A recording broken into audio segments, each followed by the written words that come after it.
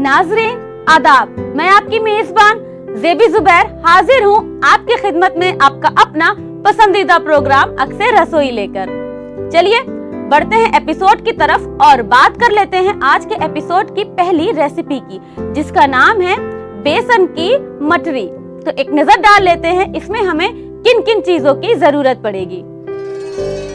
हमें चाहिए मैदा, देसी घी, बेकिंग पाउडर, नमक, भुना हुआ बेसन, सौंफ का पाउडर, आमचूर, लाल मिर्च का पाउडर, गरम मसाला पाउडर, मीठी चटनी, हरी चटनी, मीठा दही और नमकीन सेव। तो सबसे पहले हमें आटा गूंदना है, तो हम गूंद लेते हैं आटा।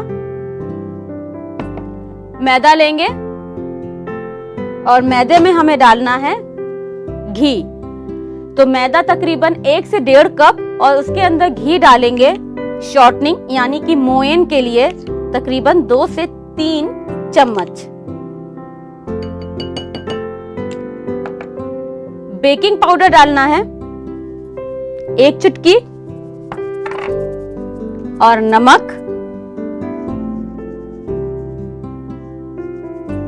ज्यादा नहीं डालेंगे नमक, क्योंकि हमारी स्टफिंग में भी नमक होगा। इन सारी चीजों को डाल करके आपस में मिक्स करना है।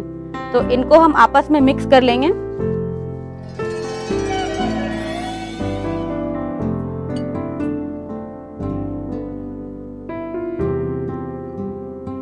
घी सही लिया है या नहीं लिया है, यानी कि शॉर्टनिंग सही है या नहीं, उसको चेक करने के लिए इस तरह से हम उठाएंगे मैदे को और इस तरह मुट्ठी बनाएंगे। और मुट्ठी बनाकर जब इसे हम छोड़ेंगे तो इस तरह से हमारी मुट्ठी बंध जानी चाहिए, यानी कि मैदा इस तरीके से आना चाहिए। इसका मतलब है कि हमारी खस्ती प्रॉपर है। अगर आपको लगता है ये फूट के गिर रहा है तो आप थोड़ा सा घी और मिला लीजिए। तो चलिए अब इसे थोड़े थोड़े पानी से हम गूंथ लेंगे। बहुत ज्यादा पानी एकदम से मत डालिएगा, वरना मैदा बहुत जल्दी गीला हो जाता है।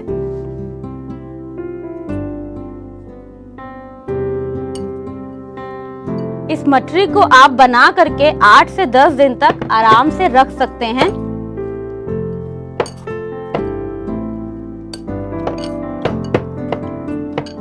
चार से 5 बार आपको इसमें अपनी मुट्ठी को मारना पड़ेगा इस तरह से। अब इस तरह लीजिए, दोनों हथेली पे रखकर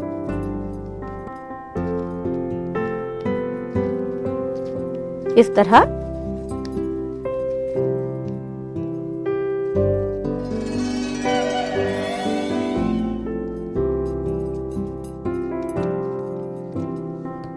आटा बिल्कुल परफेक्टली गूंथ चुका है। अब हमारा दूसरा स्टेप है, वो ये है कि हमें चढ़ाना है कढ़ाई तेल गरम करने के लिए और एक तरफ बनाएंगे स्टफिंग। तो सबसे पहले कढ़ाई चढ़ाएंगे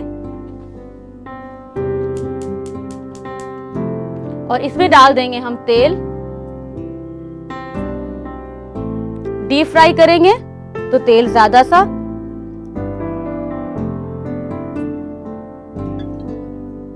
तेल जब तक गरम हो हम बना लेते हैं स्टफिंग। स्टफिंग बनाने के लिए लेंगे भुना हुआ बेसन। आप यहाँ पे सत्तू का भी इस्तेमाल कर सकते हैं। इस मौसम में सत्तू बहुत फायदेमंद होता है। तकरीबन 1/2 कप। थोड़ा सा नमक, नमक हमने आटे में भी डाला हुआ है तो थोड़ा सा नमक। सौंफ का पाउडर, सौंफ को थोड़ा सा भून लेंगे और भून करके पाउडर बनाएंगे 1/2 टीस्पून। आमचूर 1/2 टीस्पून। लाल मिर्च का पाउडर 1/2 टीस्पून। गरम मसाला पाउडर 1/2 टीस्पून। इसे डाल के पहले मिक्स कीजिए और थोड़ा सा पानी का छींटा दे करके इसको हल्का गीला कर लीजिए। चम्मच से ही पानी लेंगे और इस तरह से डालेंगे। एक बार पहले इस तरह से मिक्स कर लें, इस तरह से कि जो ये बेसन है वो आपस में थोड़ा चिपक जाए, जिससे स्टफिंग को भरने में आसानी रहे।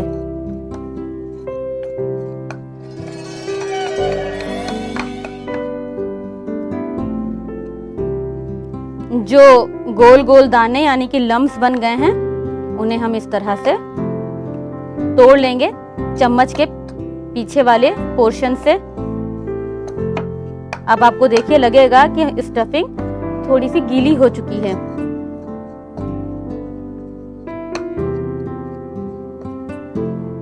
छू के देख लीजिए कि भरने लायक है या नहीं। ये बिल्कुल परफेक्ट भरने लायक हो चुकी है। जो हमने आटा गूंदा है उसकी मठरी और उसके अंदर स्टफ करना है इस स्टफिंग को। तो ले लेंगे इस तरह से गोल गोल, जैसे नॉर्मल मठरी बनती है इस तरह से कीजिए, नॉर्मल जैसे कि स्टफ अंदर किया जाता है। एक लोई लेकर के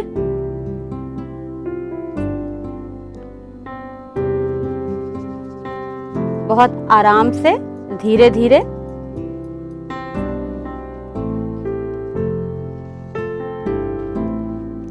थोड़ा सा घी लगा करके इस तरह इसको आपको बढ़ाना है, हल्का सा, बहुत ज्यादा नहीं।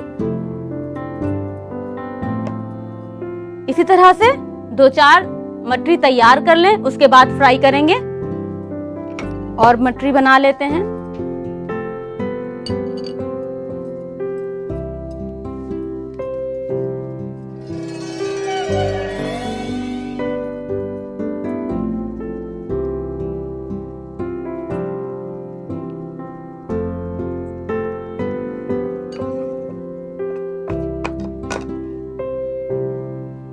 स्टफिंग को भरने से पहले थोड़ा सा तेज हाथों से इस तरह गोल कीजिए, टाइट स्टफिंग कीजिए इसके अंदर।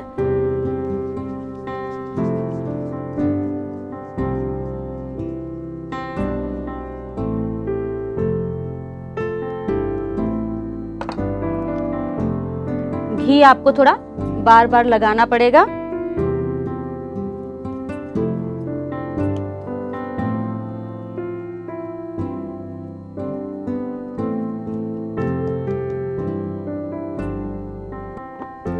एक बार अपनी कढ़ाई पे नजर डाल लीजिएगा कि तेल कितना गर्म हो चुका है।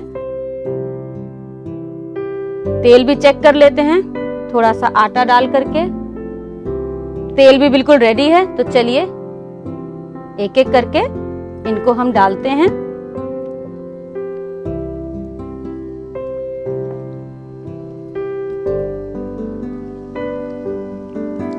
जब तक ये धीमे धीमे होती रहेंगी, हम जो है बाकी की भी मठरी बना लेते हैं।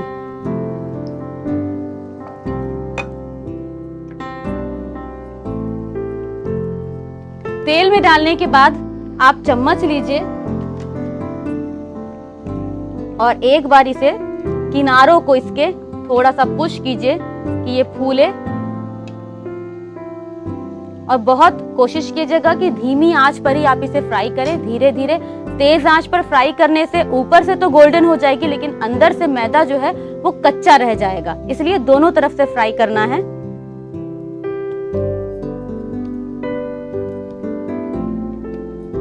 किनारे बहुत मोटे नहीं होने चाहिए। चलिए इसे भी डाल देते हैं और अब धीरे धीरे आंच पर इसे हम धीरे धीरे फ्राई करेंगे। तो पहले जो डाला है उसे एक बार और पलट लीजिए। तो देखिए ये अच्छी तरीके से गोल्डन हो चुके हैं और बिल्कुल तैयार हैं खाने के लिए। तो गैस को बंद कर देते हैं और इसे हम निकाल लेते हैं।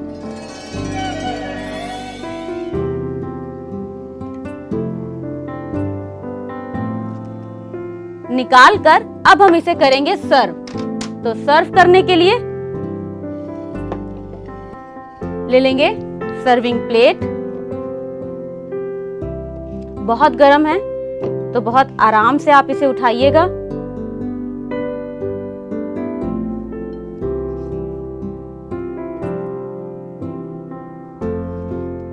थोड़ा सा इसे चम्मच के पीछे से आप फोड़िएगा इस तरह से। अब इस पे डाल देंगे हम लाल चटनी, जिसे कि हम सौंठ कहते हैं।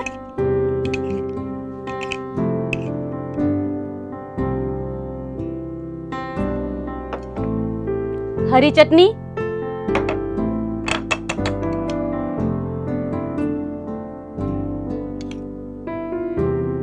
इस तरह से पुदीने के साथ हरी चटनी बनाइएगा, बहुत ही अच्छा फ्लेवर आएगा।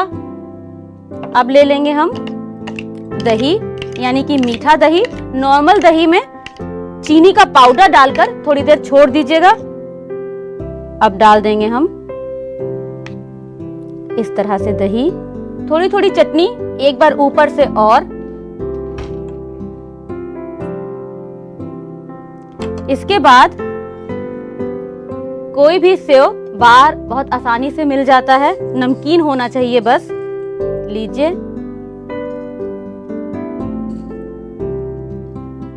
तो ये लीजिए, बनकर तैयार है बेसन की मठरी। इफ्तार पर गरम गरम इसका लुत्फ उठाएं और नोट करें इसकी रेसिपी। Welcome back. ब्रेक के बाद आपका दोबारा से इस्तकबाल है। चलिए बढ़ते हैं दूसरी रेसिपी की तरफ, जिसका नाम है फ्राइड बेबी कॉर्न। तो एक नजर डाल लेते हैं इसमें हमें किन किन चीजों की जरूरत पड़ेगी। हमें चाहिए baby corn, cornflour, soya sauce, लाल मिर्च पाउडर, गरम मसाला पाउडर, बेकिंग पाउडर, नमक, मैदा, अदरक लहसुन का पेस्ट और तलने के लिए तेल। तो सबसे पहले बता दूं कि बेबी कॉर्न को 2 मिनट के लिए उबलते हुए पानी में डालेंगे और इसे बाहर निकाल लेंगे कि इसके अंदर की जो एक कच्चेपन की स्मेल है वो दूर हो जाए। अब हमें बनाना है बैटर। तो सबसे पहले चढ़ा लेंगे कढ़ाई कि तेल गरम हो जाए। तो बैटर के लिए सबसे पहले डालेंगे इसमें कॉर्नफ्लोर, तकरीबन 10 बेबी कॉर्न के लिए। इस तरह से बड़े बड़े 2 चम्मच cornflour, garam masala powder ½ teaspoon, baking powder 1/4 teaspoon, नमक हस्बे जायका,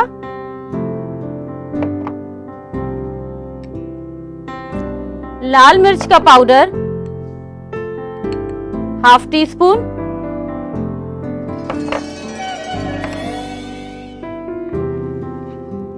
मैदा तकरीबन 1 कप। गाढ़ा सा बैटर तैयार होगा इसका। अदरक और लहसुन का पेस्ट तकरीबन 1 table spoon, soya sauce 1 table spoon.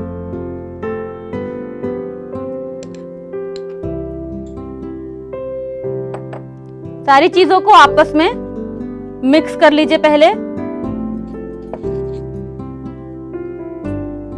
और थोड़ा सा पानी डालकर इसको हम गाढ़ा कर लेंगे।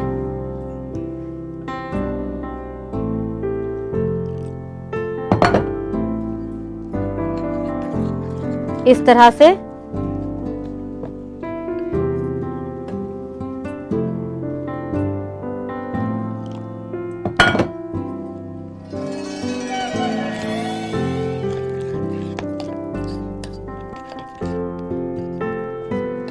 जो अंडे के शौकीन हैं वो चाहें तो इस वक्त एक अंडा डाल लें इसी में और बेबी कॉर्न फ्राई करें, तब भी बेबी कॉर्न बहुत ही करारा क्रिस्प फ्राई होगा। बैटर तकरीबन रेडी। अब चढ़ा लेते हैं तेल।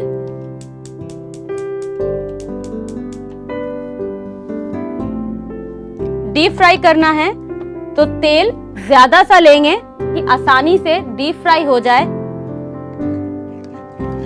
ये देखिए बैटर इस तरह से होना चाहिए।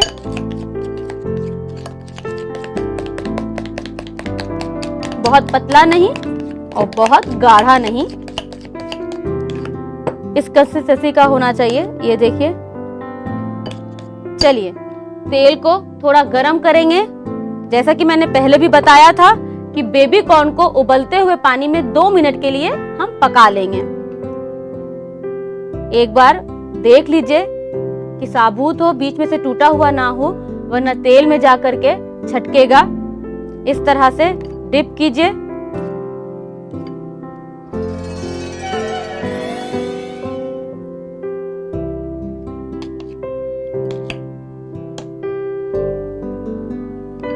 और एक एक पीस उठा करके आपको इसे फ्राई करना है। तो ऐसे उठाइए और इसे इस तरह से तेल, इस तरह से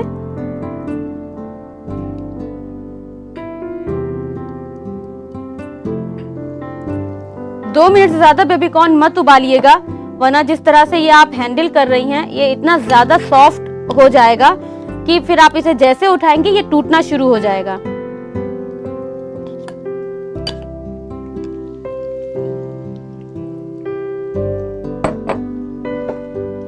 सारे बेबी कॉर्न फ्राई हो चुके हैं, अच्छी तरीके से क्रिस्प हो गए हैं। गैस ऑफ करके इन्हें हम निकाल लेंगे।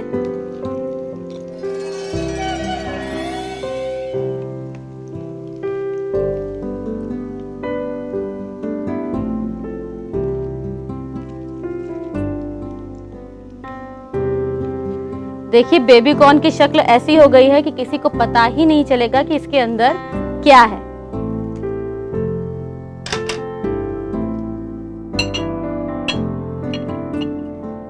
एक बात और कि अगर आप बेबी कॉर्न नहीं है घर में और आप ये स्टार्टर बनाना चाहते हैं तो आपके पास आलू हर वक्त होता है। सिर्फ लंबा लंबा आलू के फ्राइज काटिए और इसी तरीके से आलू को फ्राई कर लीजिए। देखिए उसमें भी बहुत मजा आएगा। चलिए अब इसे हम सर्व कर लेते हैं।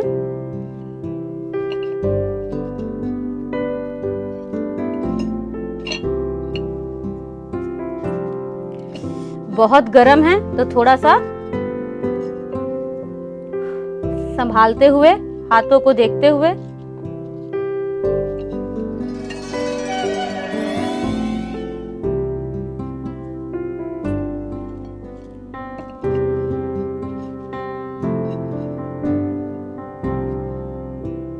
तो ये लीजिए बनकर तैयार है फ्राइड बेबी कॉर्न।